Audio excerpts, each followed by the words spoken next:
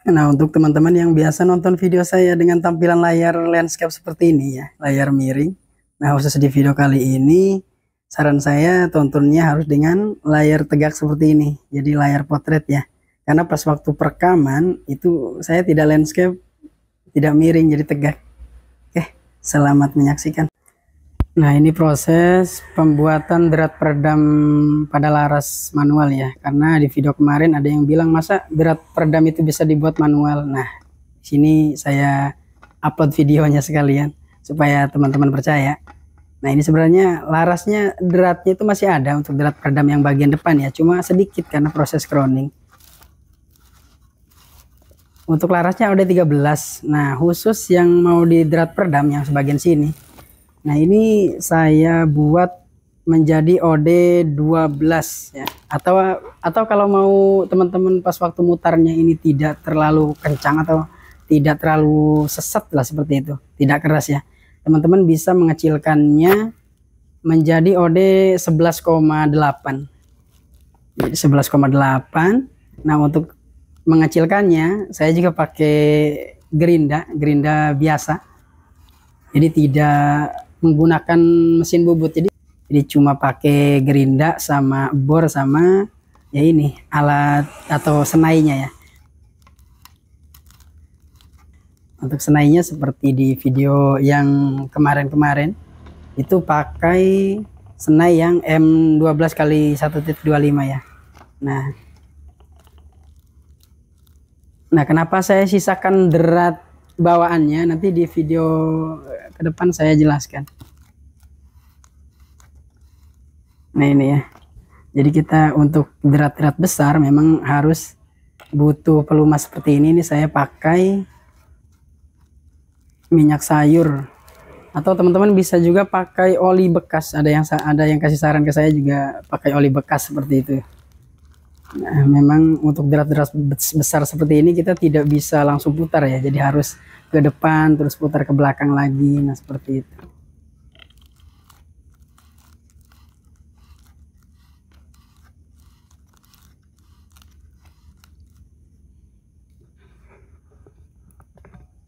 Jadi kita fokuskan ke atas supaya lebih jelas. Oh iya, untuk larasnya saya jepit di ragum. Jadi supaya tidak ikut memutar pas waktu saya membuat derat atau saat menyenai derat ya. Nah, untuk memastikan deratnya itu benar, saya mundurkan lagi. Nah, ini kan yang di depan ini kan ini derat laras bawaannya ya, cuma sedikit seperti itu, cuma sisa 3 derat atau 4. Ini tidak saya potong dulu karena untuk sebagai acuan derat berikutnya. Nah, ini untuk mata senainya saya pakai yang merek Toki. Ukurannya M12 kali 1.25. Nah, ini ya.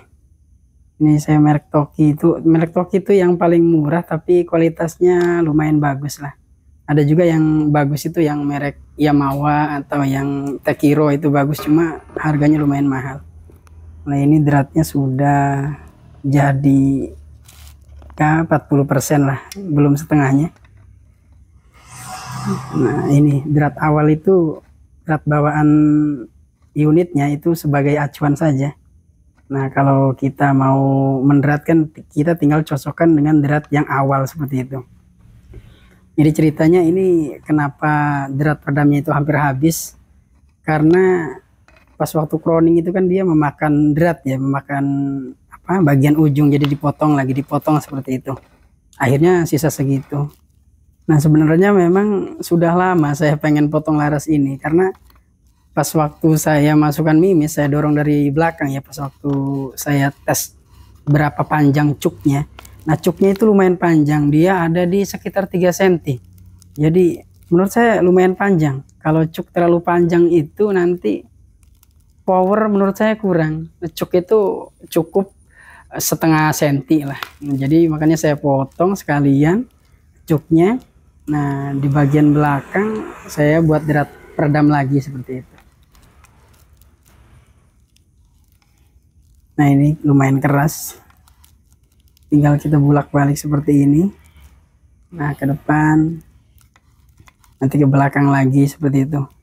supaya tidak macet. Ini gram-gram di bawah laras juga sudah banyak ini. Nah, untuk laras-laras lokal memang lumayan keras ya materialnya. Soalnya saya pernah membetulkan drat laras LW. Dia tidak sekeras ini, tidak sekeras laras lokal. Emang bahannya seperti itu. Saya juga pernah croning laras LW. Itu laras LW itu empuk dibanding laras-laras lokal ya. Ini keras banget kalau laras lokal. Saya lumayan pakai otot ini mutarnya.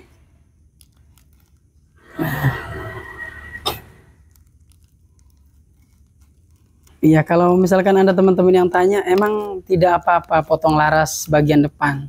Nah, untuk laras yang ada cuknya, selama masih ada cuk di bagian depannya itu aman teman-teman.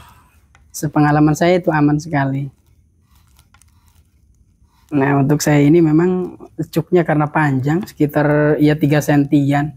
Makanya ini saya potong sekitar, ya habis ini 2 senti sudah habis mungkin.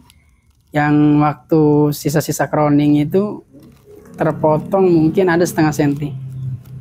Nah, ini saya buat ke depan, saya buat ya 1 sampai setengah sampai 1 senti lah untuk cuk yang sekarang ya.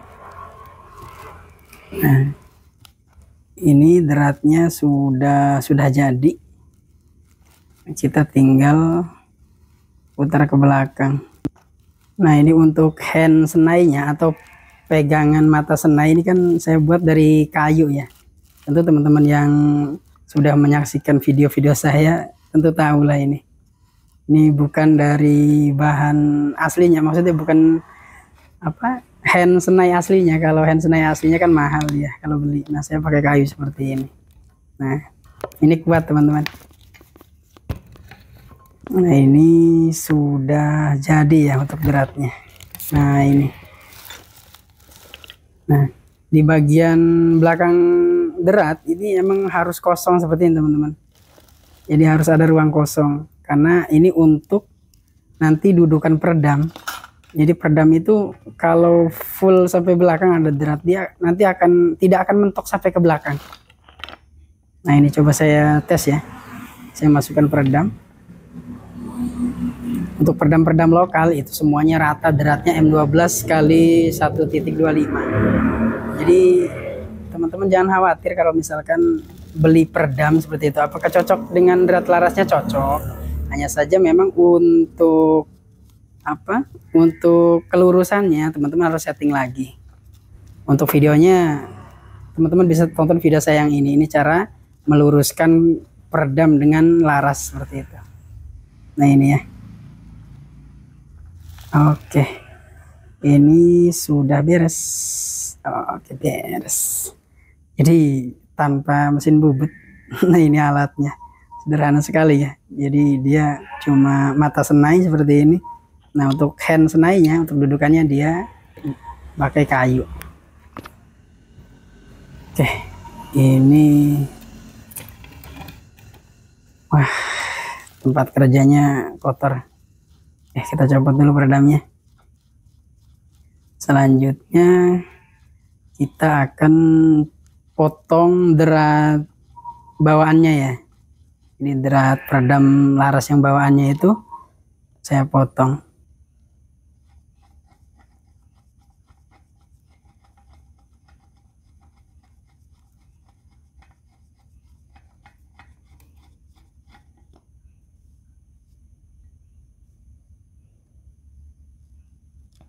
Oke, bagus dratnya.